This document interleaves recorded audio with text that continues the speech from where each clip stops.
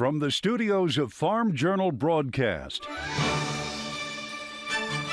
this is U.S. Farm Report. Welcome to U.S. Farm Report this first weekend in June. I'm Tyne Morgan, and here's what's in store over the next 60 minutes.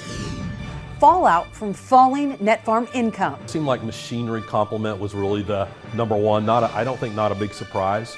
As farmers look to cut costs, what else could take a hit? That's our Farm Journal report.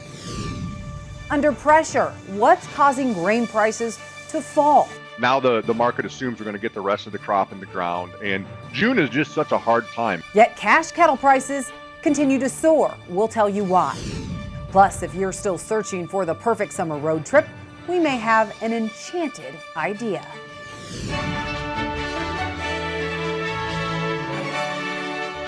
U.S. Farm Report, presented by Pioneer. What's next happens when experience meets expertise. Pioneer. What's next happens here. Now for the news, we lead off with a couple updates on the H5N1 front. First, Michigan officials confirming there is another human case. And also, we are learning that H5N1 has been detected in meat. It came from a culled dairy cow, but the meat never entered the food supply chain. Starting off with the human case, health officials say another Michigan dairy worker has been diagnosed with avian influenza. It's the third human case associated with an outbreak in U.S. dairy cows. The case was announced on Thursday. The person developed respiratory symptoms, but unlike the other two workers who had just mild eye symptoms. Michigan health officials say the farm worker was quickly provided antivirals and is recovering from those respiratory symptoms. But also, USDA's Food Safety and Health Inspection Service says viral particles of the virus were detected in tissue samples from one cow a week ago Wednesday. The cow was part of a normal testing of 96 dairy cows. They say the remaining tested negative for the virus, and no meat from any of the cows entered the food supply chain. Officials continue to say the risk of the virus spreading among humans is low. I don't think it ever has or will get bad, and unless there's some big surprises there. So from that context, I think it's one that we will have to deal with, certainly for this summer's grilling season, potentially longer. Because it's a 7 to 10 days deal with cows fine. I don't think it's a game changer, but it's just one of those things that's constantly there. I think that industry has done a great job of conveying to consumers the product is safe. Also, USDA confirming the first detection of H5N1 in alpacas. It says 4 of the 18 animals tested positive on a farm in Idaho, where poultry had also tested positive for the virus. Officials also say the gene sequence of the viruses isolated from the alpacas shows it's closely related to the one that is circulating in some dairy cattle. Also, H5N1 detected in 2 feral cats found dead in Curry County, New Mexico. And avian influenza also continues to be an issue for the poultry and egg industries. Iowa state officials saying more than 4 million chickens in Iowa will have to be killed at a large egg farm in Sioux County. It marks the first confirmation of highly pathogenic avian influenza in a commercial or backyard poultry flock this year in Iowa. USDA reports more than 92 million birds have been culled since 2022.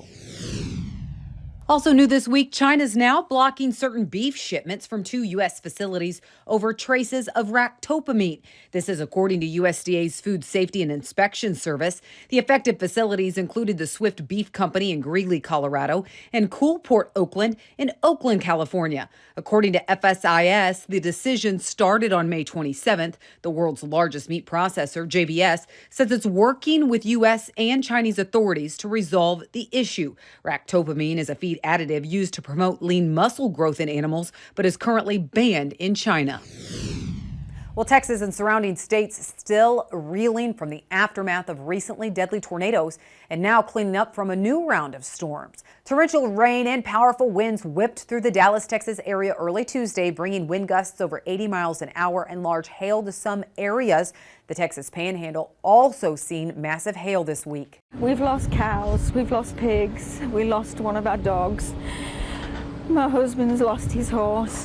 Officials warning the widespread power outages in the south could last for days. Those dangerous storms took the life of a Colorado rancher and 34 head of cattle. The Associated Press reports 51-year-old Mike Morgan was feeding his cattle from a trailer when he was struck by lightning.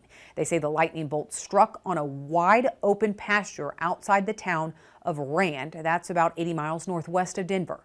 The strike also knocked down about 100 head of cattle that were near the trailer. 34 died. The Jackson County Sheriff's Office says that Morgan died on the scene. It's reported on average 270 people are struck by lightning in the U.S. each year. Only about 10% are killed.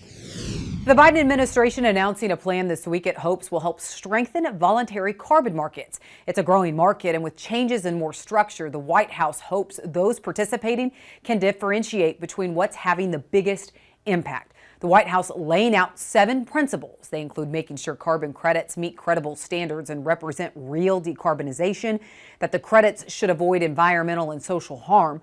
Corporations that use the credits should prioritize measurable emissions reductions within their own value chains, and they should publicly disclose the nature of those purchases and retired credits.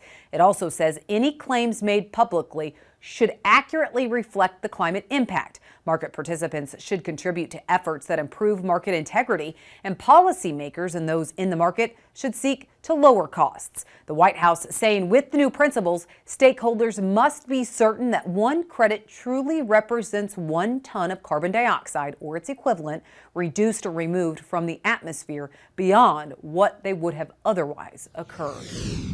More severe weather and more rain. We'll have a check of your forecast coming up.